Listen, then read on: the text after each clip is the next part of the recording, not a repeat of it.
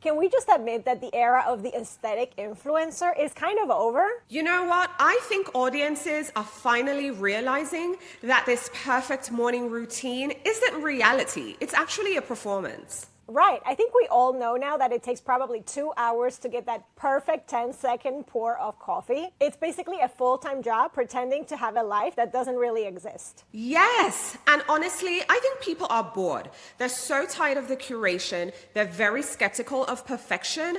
And I think they are scrolling past that content now. So if the performance is dead, then what are you supposed to do to grow online? Well, first off, you need to stop trying to be an influencer and start building a brand instead. Yes, and there is a massive difference between those two because on one, you're basically on a hamster wheel that is serving the algorithm, and the other, you're building an asset that serves you. Yes, absolutely. And if you feel fake doing the, hi guys, influencer voice, listen, stop doing it. We don't have to perform anymore. So let's talk about how to make the switch by focusing on 3 key mindset and content switches for 2026. So I think the first thing we kind of need to talk about is the fact that documenting, when you start documenting content, I think it really takes the pressure off of having to turn on and create this personality, but instead of just showing up more as your authentic self. And when we say documenting, it's not you are doing a documentary in the way you see TV, in the way that people would film bits and kind of stitch it all together.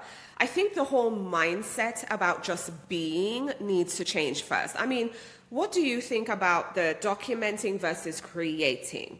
Yeah, I think the biggest thing is a lot of times people feel documenting goes back to the old school vlogs. You know, like I'm just going to film myself, put the camera over there, I'm getting out of bed. Like people don't need to see any of that. That is the performance. People just need to get to know you. So when you're documenting, it's just taking people behind the scenes on something you're doing. That doesn't mean you're going around to 5 different places in one day. So you're like running all these errands that at the end of the day, maybe they're actually fake errands just so that you have the content. So I think it's all about just what is it that you are doing within the type of content and niche that you are putting out and just documenting that and sharing that with people.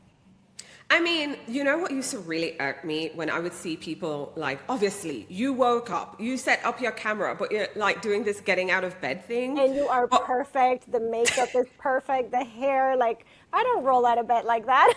No, but also, I know for a lot of people, you don't want a camera in your face first thing in the morning.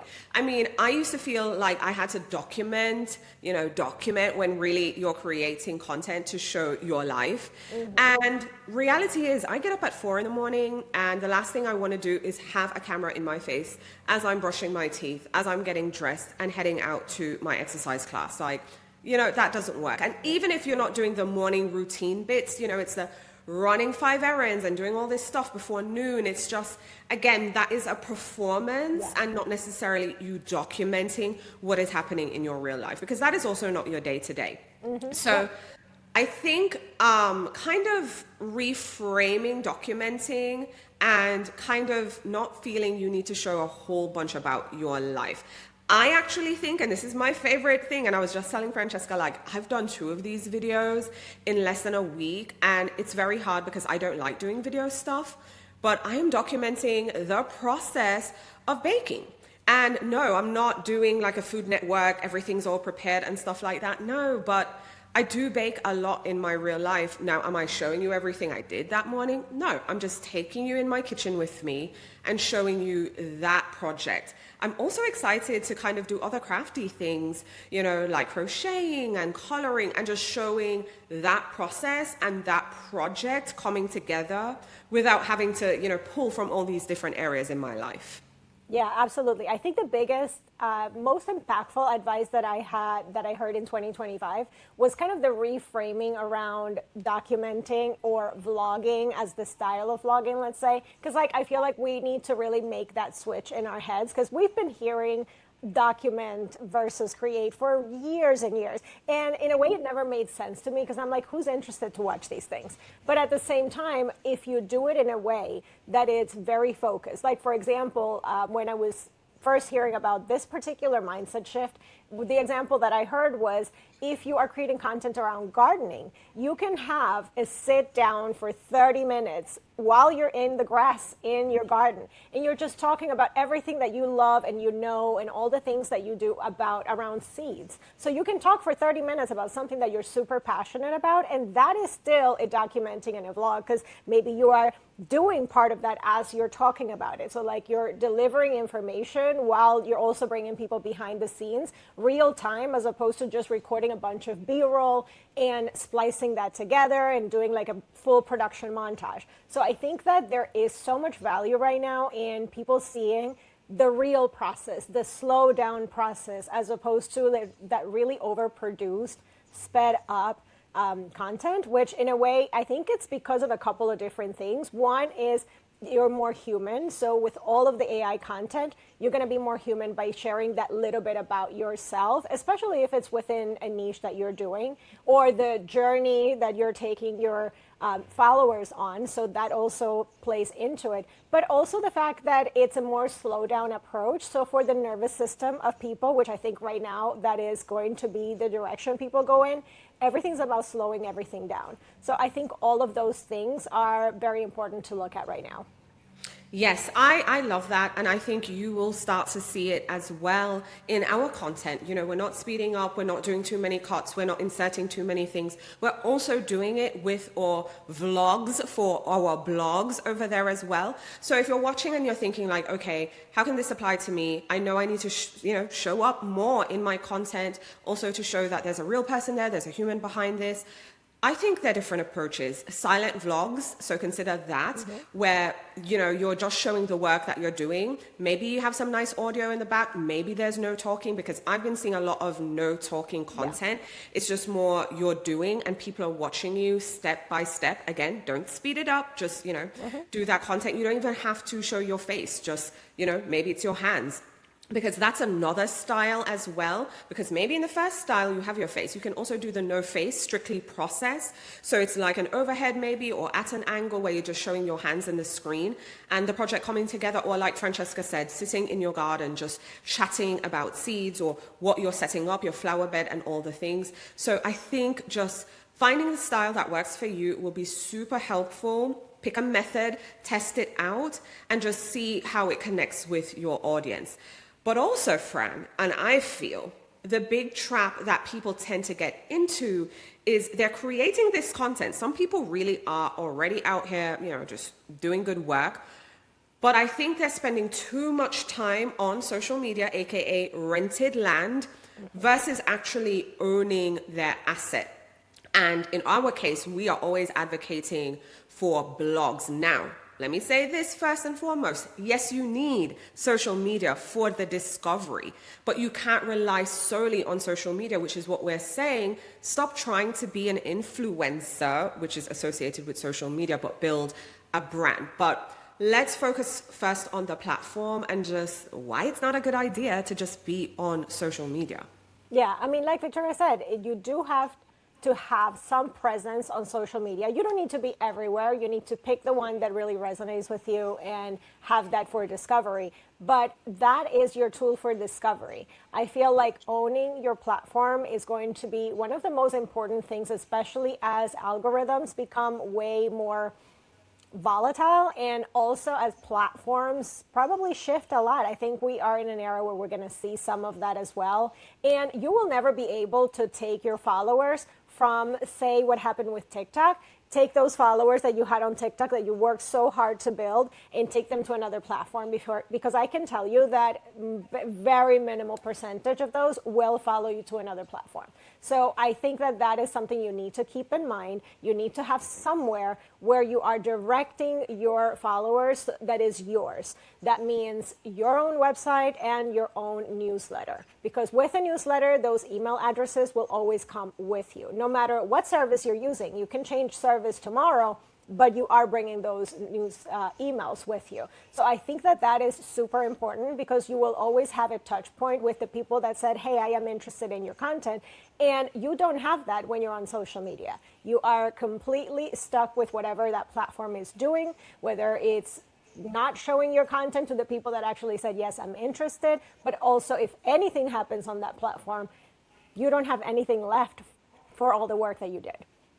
Yeah, yeah, absolutely. And you know me, I love to talk about the money of it all Yes. because there is a huge financial reality behind creating on social media and not having your own platform, you know, having your blog. Because again, are there people that go viral? Absolutely. Are there people who get mega brand deals? Absolutely. Is that realistic for everyone? No. The odds of you kind of getting to that influencer that you see and idolize, and look, I will never take away from anyone. I know it's real. I know you can get there, but you know, the odds are just not in your favor. Okay. Hello, Hunger Games. The odds are not in your favor. So with that said, we need a backup plan. Us regular folks, we need a backup plan. We can't hold our breath for maybe in 10 years, you know, we will blow up somehow. So the reality is you will make more money from ads on your blog than you will ever make from, what do they call that thing? The influencer fund, creator fund, okay? The creator fund. Instagram is doing it now. It started with TikTok. Instagram's doing it. Facebook is doing it. And look, am I going to complain? Obviously. Well, yeah, YouTube as well. Listen, am I going to complain about the $50, you know, I get deposited from Instagram? No, you know, that can buy me lunch and, you know, coffee for a couple of days and, you know, little things here and there. But I'm all about working on my content so I can actually pay bills. You know, I'm always talking about the bills. So you have more control on your blog. That is your asset. And with the ads through ad networks, you will get paid. You'll get paid a lot more for the views. Mm-hmm. So example, let's just say an average RPM of $30. For every 1,000 people who visit your blog, you get $30. If you put that on Instagram, like 1,000 views, like you're getting a couple cents. Yes. You'd be lucky to get $1. So I'm just saying, and I know these numbers aren't facts. Check out our previous video where we shared our total income. We did that in co-working. Yeah. We did that in our co-working video where we showed our grand total for how much we made on our blogs for that year. And I can guarantee you, I never made $500 from the creator fund. Okay.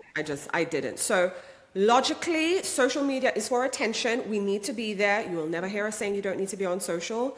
But for the retention, for the revenue, that's where you need to own your content, and you can own your content on the blog. And I also think there's still a lot of opportunities to work with brands and also promote that on your blog too, right? Yeah, absolutely. And I will add to that, like if you are more of a blogger and you're listening to us, if you hear anyone tell you that you can do a blog in today's day and age and you don't need social media, don't listen to them, because that is the most false statement you're going to hear, because you will never build the brand. Like that SEO only that used to work just if you ranked everything right on Google and you were getting all of this traffic, that doesn't work anymore. So yes, you do need social media, and the more you show your face, even if you're not talking, even if it's just in a picture, that will help you, and it will, you know, do a lot for you, because you're going to build that connection with people. At the end of the day, that is your biggest asset, is you're building that connection with people. So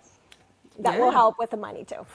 Absolutely. And we've been talking about this, but I'm going to say it again. We've been swapping out our stock photos for real photos. And let me let you in on a little trend, like stock, clean, super aesthetic, that has been running social media for the past, you know, like I'm going to say 10, 15 years. That is shifting too. People want the real photos. So like Fran said, just as much of you that you can put in your content. So we were talking about video earlier, no face, hands only, or they can see you, but you're not talking, and just all these different things. There are ways, and as simple as you taking a picture on your messy kitchen table or whatever, people can relate to that, and I think it's a great connection point as well. Absolutely. But kind of tying it all together, I feel we need to focus on brand and not necessarily a following, because there are huge differences, I think, between being an influencer and a brand, because influencers are on that hamster wheel and they're constantly creating to stay relevant. But when you build that ecosystem, when you have your blog and your email and maybe a product, your business will run even if you take a break from social media for a week. And we do have a video coming up talking about us hitting pause on social, pause on content, quite honestly, to really get clear. But when you don't show up on social, I mean, it feels like a death sentence, no? Yeah, for some people, it definitely feels like that. Especially when you're relying on that content creator fund. So what we want you to do, is basically what we are doing and what we've been documenting and sharing here, is that build something that lasts, build something that you own, build something that you wake up and you're excited to create content for, and then when you show up to social media, you don't care what they're saying over there, because you are just here to promote what you're already talking about in your blog and your newsletter. You get off the hamster wheel, you have a system, and this is where we're going to plug the Fix Your Brand Challenge. We will forever be talking about that because it has changed the game for us, right, friend? Absolutely. It's been a complete game changer. And yes, we did take some time off of posting. We're going to talk about that to kind of like really sit with our content and our platforms and put it all together using the Fix Your Brand Challenge. And it's been so amazing because also there is so much more consistency across all of the platforms. Like, you know how sometimes it's almost like there's one person posting over here on Facebook and there's a completely different one over here on Instagram. And if you have a YouTube also, it's another kind of thing. Like none of these people, like they follow you in different platforms. They don't know certain aspects of what your content is like. And sure, everything lives on the blog, but not everybody necessarily will go and see everything over there. So you're not being cohesive. And I think that is so important if you're really going to deliver an experience and a transformation for the people that follow you. Yes, absolutely. And if you want more content like this, more insight, more real talk, be sure to subscribe to our channel, like the video, let us know in the comments what you are working on, but also what you'd like to see from us. You know, what kind of videos do you want to see? What do you want us to talk about? But also come clock in and co-work with us. We go live every Monday, 10 a.m. Eastern time. The first Monday of the month, we have our board meeting. We talk about everything that is happening, what we see trending, what we think you should know, things that we've learned and discovered from, you know, the previous month, but even years back. And then the other 3 weeks of the month, the other 3 Mondays, we are co-working with you live. So whether you're working on your blog, whether you're doing schoolwork, whether you're doing day job work, it is okay. Come clock in and co-work with us for 2 hours. We work for 15 minutes. We take a break for 10 minutes, answer your questions, talk about what we're doing, and so on. So yes, like the video, subscribe to the channel, and we'll see you in the next one. Bye. Bye.